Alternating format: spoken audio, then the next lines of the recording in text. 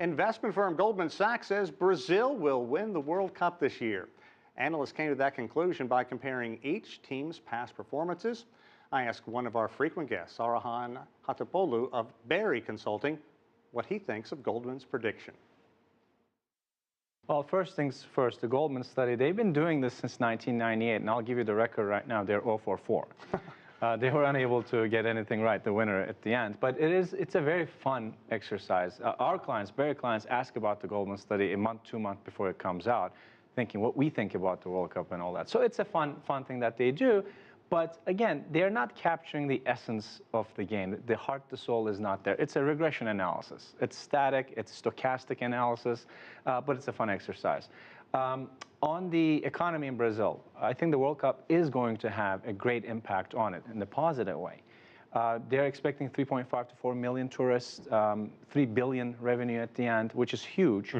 But unfortunately, in the past 4 years, Sean, Brazil private consumption and investment activity have been going down. So the net effect of the World Cup on the Brazil economy is going to be far less than we had anticipated back then. Yeah, and a couple of things. I was down there last year for more than 3 weeks doing a story on this, and Brazil is actually estimating that they're going to bring in 12 times as much as South Africa did when they had the last World Cup.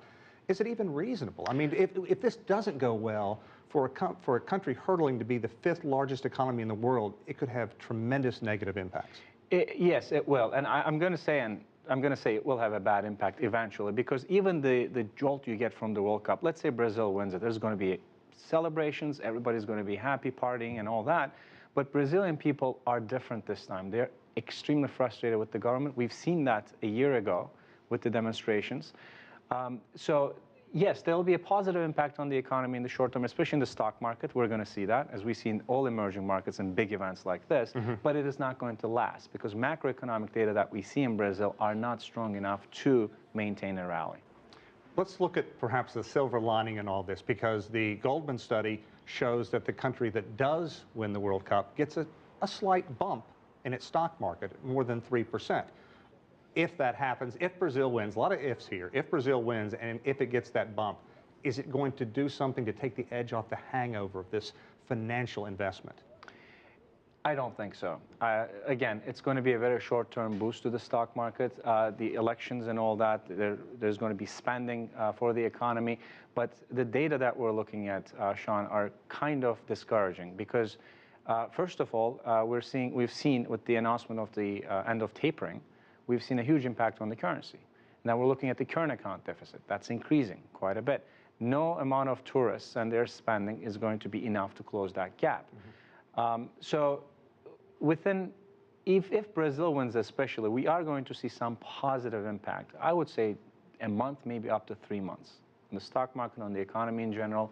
But unless the fundamentals are addressed, we're not going to see a long-term economic growth there. What happens during the big games? Talk about, say, if Brazil and Argentina, which could end up in the final, what are their markets going to be like as that game is going on? Well, there's going to be a lot of TVs that's going to be installed wherever they're working, and some of them, despite that, will not go to work. I can tell that I'm from Turkey originally, and this is what we do.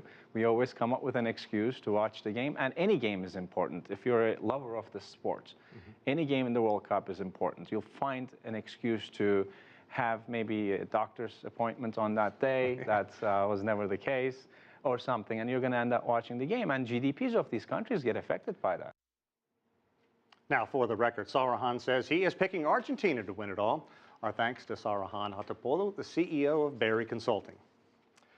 Biz Asia America will have extensive coverage of the World Cup beginning on Monday. We'll look at the economic issues facing Brazil, including energy concerns, infrastructure problems, and how the World Cup may impact South America's largest economy.